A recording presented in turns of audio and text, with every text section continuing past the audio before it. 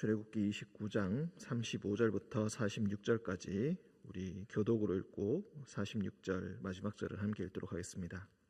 35절입니다. 너는 내가 내게 한 모든 명령대로 아론과 그의 아들들에게 그같이 하여 이레 동안 위임식을 행하되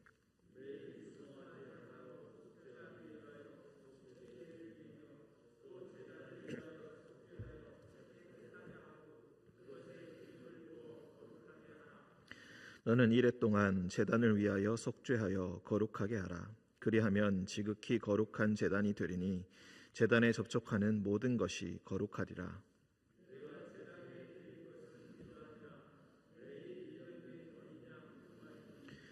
한 어린 양은 아침에 드리고 한 어린 양은 저녁 때에 드릴지며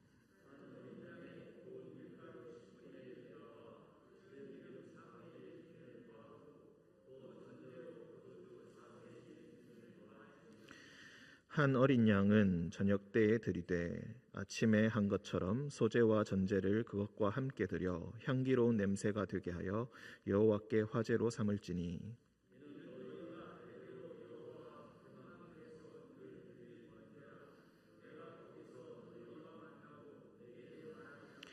내가 거기서 이스라엘 자손을 만나리니 내 영광으로 말미암아 회막이 거룩하게 될지라.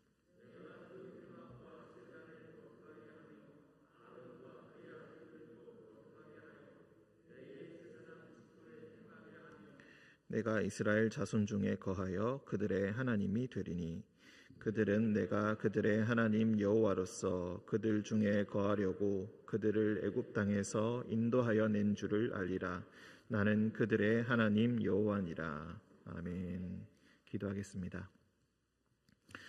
은총의 주님, 오늘 우리에게 새날을 주시고 말씀과 기도로서 또 하루를 시작할 수 있게 하시니 감사합니다.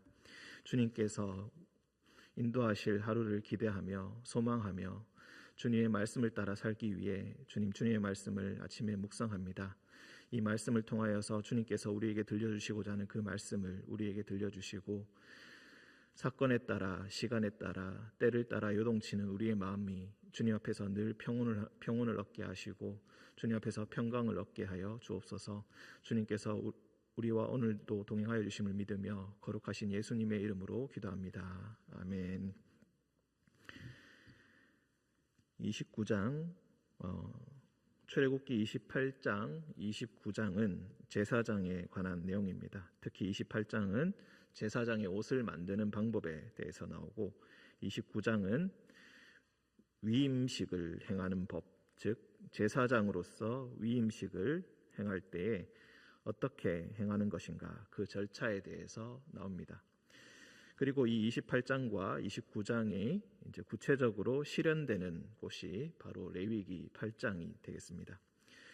레위기 8장에서 모세가 이 모든 과정을 주재하여서 위임식을 7일 동안 행하게 되고 모세가 위임식을 행하고 난 그 이후에는 이제 아론이 모든 제사를 집전하게 되는 것입니다. 단락의 구분이 조금은 애매하게 느껴지는데 사실 35절부터 37절까지는 위임식이 어떻게 끝나는지 그 마무리에 대해서 이야기합니다. 너는 내가 내게 한 모든 명령대로 아론과 그의 아들들에게 그같이 하여 이레 동안 위임식을 행하되 29장 1절부터 34절까지의 내용이 위임식의 방법에 대해서 나옵니다. 제사를 어떤 제사를 드리고 준비는 어떻게 하고 그런 모든 절차에 대해서 나오는데 그것을 하루 만에 행하는 것이 아니라 7일 동안 행하게 될 것이다. 그리고 그 7일 동안 매일마다 36절 매일 숫송아지 하나로 속죄제를 드리고 또 제단을 위하여 속죄하여 깨끗하게 하여라. 이 제단은 번제단을 이야기하는 것입니다. 번제단을 지금 속죄하고 있는데 이 번제단도 똑같이 7일 동안 매일마다 속죄를 하게 된다. 매일마다 숫송아지 한 마리씩 7일 동안 그렇게 거룩하게 구분합니다. 37절 너는 이레 동안 제단을 위하여 속죄하여 거룩하게 하라. 그리하면 지극히 거룩한 제단이 될 것이다. 그리고 제단에 접촉하는 모든 것이 거룩해질 것이다. 7일 동안 거룩하게 구분되어서 거룩하게 제단이 변하게 되면은 이 제단에 접촉하는 것이 거룩해질 것이다. 부정한 것과 거룩한 것이 서로 만나게 되었을 때 어떻게 되는가? 보통은 우리가 레위기에 나오는 그 많은 규례들처럼 항상 거룩하기 위해서 부정한 것들을 접촉하지 않으려고 노력을 합니다. 이런 것들은 거룩한 것이고 이런저런 것들은 부정한 것이니 그것에 손대지 말아라. 접촉하지 말아라. 너희가 부정하여질 것이니 또 7일 동안 구분하는 결례를 행하여서 다시 거룩하여지고 다시 깨끗해져야 한다. 이런 식의 규례들이 레위기에 많이 나옵니다. 그런데 이 하나님께 제물을 올려드리는 이 제단은 이제 7일 동안 거룩하여진 이후에 그 제단에 접촉하는 것이 오히려 거룩함이 전염되는 그런 일들이 일어나게 됩니다. 예수님께서도 우리에게 오셨을 때 부정한 사람들, 병든 사람들이 거룩하지 못하다고 피하는 사람들을 주님께서는 만지셨고 그들에게 거룩함이 전염되어서 깨끗함이 전염되어서 주님의 능력과 권능이 전염되어서 그들이 깨끗하여지는, 귀신이 나가고 병이 고쳐지고 하나님 앞에서 다시 올바로 설 수 있는 그런 사람이 되는 것을 우리가 볼 수가 있습니다. 지극히 거룩한 제단에 접촉하는 것, 그것을 보고 하나님께서 사람들은 예수님의 그런 사역을 보고 이분이야말로 정말로 하나님의 아들이요 하나님의 권능을 행하시는 분이다 라고 사람들은 믿게 되었던 것입니다. 38절 네가 제단 위에 드릴 것은 이러하니라 하고 이제 매일마다 드리는 제사에 대해서 이야기합니다. 그래서 보통은 이것을 보고 매일 드린다 해서 상번제라고 부르기도 합니다. 매일마다 1년 된 어린 양 2마리를 드리는데 하나는 아침에 하나는 저녁에 드립니다. 이렇게 아침과 저녁에 매일마다 제사를 드리게 되는데 이렇게 제사를 드리는 그 이미지들, 이런 관습들, 이런 것들이 시편에도 굉장히 많이 반영이 되어 있습니다. 아침에 새벽에 내가 하나님께 기도한다, 예배 드린다. 내가 저녁 때에 하나님께 예배를 드린다. 이런 표현들이 여기서 비롯되었다고 보시면 되겠습니다. 40절 한 어린 양에 고운 밀가루 10분의 1 에바. 어린 양만 드리는 것이 아니라 밀가루를 드리는 소재 그리고 기름을 또 붓고 그 위에 전제로 포도주를 붓는다. 전제라는 것은 제물 위에 술을, 즉 포도주를 부어드리는 것을 보고 전제라고 부릅니다.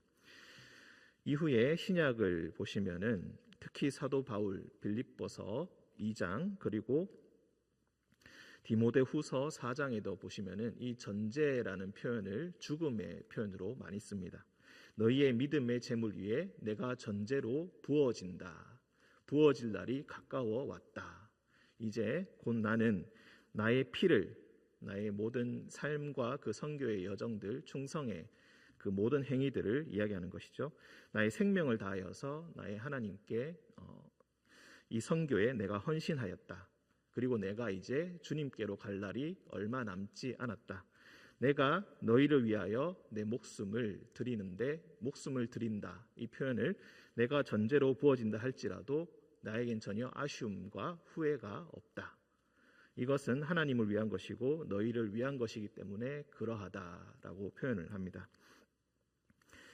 이런 역시 이 전제, 제사에 대한 이런 이미지들 그리고 이런 지식들이 지금 당장은 우리에게는 아무 쓸모 없어 보이지만 이후에 성경을 읽으실 때에 이런 면들이 다 반영이 되어 있다는 것을 아시면은 성경을 읽으심에 있어서 더욱더 풍성하게 읽으실 수가 있을 것입니다. 41절 한 어린 양은 저녁 때에 드리되 아침에 한 것처럼 소제와 전제를 그것과 함께 드려 향기로운 냄새가 되게 하여 여호와께 화제로 삼을지니. 향기로운 냄새를 올려드린다. 번제는 그 양을 다 태워서 하나님께 올려드리게 되는데 밀가루와 포도주 그리고 기름을 함께 태워서 향기로운 냄새로 주님께 올려드린다. 우리가 기도할 때나 또 기도할 때 표현을 쓸 때 이런 표현들을 쓰곤 합니다. 하나님께서 우리의 예배를 흠향하여 달라. 이런 표현들, 그런 표현들이 바로 역시 이런 것에서 비롯된 것이라고 보시면 되겠습니다. 실제로 우리의 예배가 하나님께 태워서 실제로 제물을 태워서 올리는 예배를 드리진 않지만 우리의 모든 예배가 하나님께서 보시기에 좋은 예배, 하나님께서 보시기에 아름다운 예배, 하나님께서 보시기에 정말로 진실한 예배, 그런 예배가 되게 해달라는 그런 의미로 우리가 그런 표현을 쓰면서 기도를 하게 되는데, 이런 표현들이 처음부터 이런 것에 다 반영이 되어 있다고 보시면 되겠습니다. 42절, 이는 너희가 대대로 여호와 앞 회막문에서 늘 드릴 번제라. 내가 거기서 너희와 만나고 내게 말하리라. 또 반복됩니다. 내가 거기서 이스라엘 자손을 만나리니 내 영광으로 말미암아 회막이 거룩하게 될지라. 내가 거기서 너희를 만나겠다. 내가 거기서 이스라엘 자손을 만나겠다. 그런데 특별한 제사의 때에 너희가 결심을 하고 절기를 특별한 절기의 때에 너희가 감사함의 제목이 넘칠 때에 그때 내가 너희를 거기서 만나겠다라고 하시지 않으시고 매일마다 드리는 아침과 저녁에 일상적으로 드리는 그 예배에 내가 거기서 너희와 함께 있을 것이고 너희와 만날 것이다. 그리고 내가 있음으로 말미암아 내 영광으로 말미암아 회막이 거룩하여지게 될 것이다. 아무리 우리가 아침과 저녁을 구분한다 할지라도 하나님께서 그곳에 계시지 않다면 그곳은 거룩해지지 않을 것입니다. 아무리 사람들이 많이 모이고 아무리 화려한 예배를 드린다 할지라도 하나님께서 그곳에 계시지 않는다면 그곳은 거룩해지지 않습니다. 하지만 아무리 초라한 곳이라 할지라도 나의 일상에 보잘것없는 그런 모습이라 할지라도 나의 정성이 나의 간절한 마음이 있고 하나님을 뵙고자 하는 그 마음이 있는 바로 그곳에 하나님께서는 임재하여 주시고 만나 주시고 손을 붙들어 주시고 위로해 주신다. 그리고 내 영광으로 말미암아 너희가 거룩하여질 것이다. 우리는 이 말씀을 신뢰할 수 있습니다. 하나님께서 때로는 초라하고 때로는 보잘것없고 때로는 숨기고 싶은 이 모든 일상의 순간에 아침과 저녁에 때로는 몸이 아프고 때로는 내가 후회로 가득 찬 때로는 걱정으로 가득 찬 그런 삶을 살아갈 때에도 하나님께서 우리와 만나주시고 그곳에서 너희를 거룩하게 할 것이다. 그렇게 말씀을 해주십니다. 44절, 내가 그 회막과 제단을 거룩하게 하며 아론과 그의 아들들도 거룩하게 하여 내게 제사장 직분을 행하게 하며 내가 이스라엘 자손 중에 거하여 그들의 하나님이 될 것이다. 46절 또 다시 반복합니다. 42절 43절에서 내가 거기서 너희와 만날 것이다 라는 말이 두 번 반복된 것처럼 내가 이스라엘 자손 중에 거하여 또 거한다 라는 말, 그들의 하나님이 될 것이니 그들은 내가 그들의 하나님 여호와로서 그들 중에 거하려고 그들을 애굽 땅에서 인도하여 낸 줄을 알리라. 나는 그들의 하나님 여호와니라.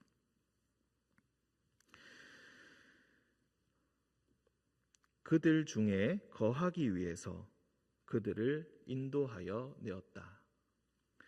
애굽 땅에서는 하나님이 그 가운데 거하실 수가 없게 됩니다. 그래서 그들을 애굽 땅에서 인도하여 내었다. 단순히 애굽 땅에 우상이 많아서, 단순히 애굽 땅에서는 그들이 노예여서, 시간이 없어서 그랬던 것이 아니라 모든 것이 광야에서는 안정적으로 공급되는 것이 없습니다. 비록 자유와 자존과 스스로 결정할 수 있는 권리가 그들에게 있지만 그것은 광야에서 가능해지게 되고 광야에서 그들은 진실로 하나님 앞에서 올바른 선택을 할 수 있게 되는 것입니다. 단순히 우리에게 밥을 주고 할 일을 주는 주인이 다른 주인이 있는 곳에서는 하나님께서 참되신 우리의 주인이 되실 수가 없기 때문입니다. 그래서 하나님께서는 백성들을 광야로 불러내셨습니다. 늘 두려워해야 되는 곳, 내일의 당장의 끼니를 걱정해야 되는 곳, 당장의 다른 아말렉의 침략을, 약탈을 걱정해야 하는 곳, 뜨거운 햇살 아래 아내와 아이의 건강을 염려해야 하는 곳, 옷이 떨어져 물자가 부족하여서 늘 고민하고 걱정해야 되는 바로 그곳, 짐승들이 있고 나무에 불이 붙을 만큼 뜨거운 바로 그곳에서 하나님께서는 너희 가운데 거하려고 내가 애굽 땅에서 너희를 불러내었다. 그리고 나는 너희의 하나님이 될 것이다. 내가 너희 중에 거하겠다. 그렇게 말씀을 하셨습니다. 민수기 2장에 보시면은 이 25장부터 31장까지 명령하신 회막 성전에 대해서 어떻게 만드는지에 대해서 말씀을 하시고 35절부터 40절까지는 그것을 실질적으로 만들게 됩니다. 그리고 그 민수기 2장을 통하여서 배치를 어떻게 하는가에 대한 설명이 나오게 됩니다. 12지파가 있으면은 동서남북으로 3지파씩 나누어서 가장 중앙에 하나님의 성전을 이동하는 그 성전을 두게 되고 그 둘러싼 모양으로서 행진을 하게 되고 행진이 아니라 멈춰져 있을 때에 그렇게 거하게 되는 것입니다. 가장 중요한 자리, 가장 중앙의 자리, 가장 중심의 자리에 회막을 놓게 되고 그 회막에서 하나님께서 아침 저녁으로 주님께 예배를 드릴 때에 내가 너희를 만나게 될 것이고 그리고 나는 너희의 하나님 여호와가 될 것이다. 어쩌면 여기서의 핵심은 그들의 하나님, 이스라엘 자손의 하나님, 바로 너희의 하나님일 것입니다. 하나님께서 아무리 위대하시다 하더라도 우리와 관련이 없다면은 어쩌면 너무나 먼 분이실 것입니다. 하지만 그분께서 우리에게 다가오셔서 우리를 만나주시고 그리고 너희의 하나님, 너의 하나님 여호와가 될 것이다. 그런 약속을 우리에게 주셨습니다.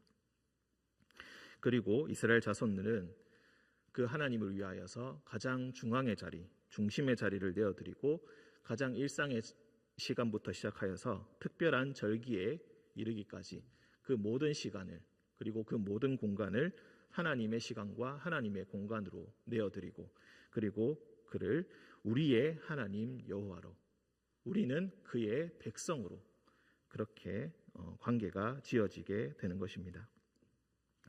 이것이 우리가 예배라고 부르는 것의 가장 기본이 될 것입니다. 일주일에 한 번 교회에 나와서 특별한 시간을 일주일에 하루를 특별한 시간으로 삼아서 이 공간에서만 예배를 드리는 그런 것이 예배의 본질이 아니라 바로 예배의 본질은 나의 모든 일상의 시간과 공간 속에서 가장 중앙의 시간과 가장 중앙의 공간을 가장 중요한 공간을 그분에게 내어드리고 그분이 우리의 하나님 여호와라고 고백하고 그분을 찬양하는 것이 가장 우리의 예배의 근본이 될 것입니다.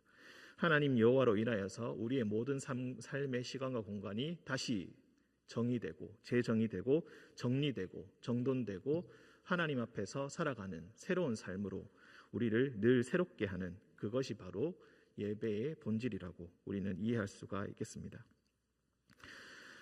오늘 하나님께서 내가 너희를 만날 것이고 너희 중에 거하여서 너희의 하나님 여호와가 되고자 한다. 그렇게 말씀해 주고 계십니다. 우리는 오늘도 하나님 앞에서 가장 중심된 시간과 가장 중심된 공간을 그분에게 내어드려야 하고, 아침과 저녁을, 가장 바쁜 아침과 가장 힘든 저녁을 주님 앞에 내어드려야 할 것입니다. 하나님 앞에서 하나님을 만나시고 그분을 우리의 하나님 여호와로 모시는 거룩한 하루 되시기를 주님의 이름으로 축원드립니다. 함께 기도하겠습니다.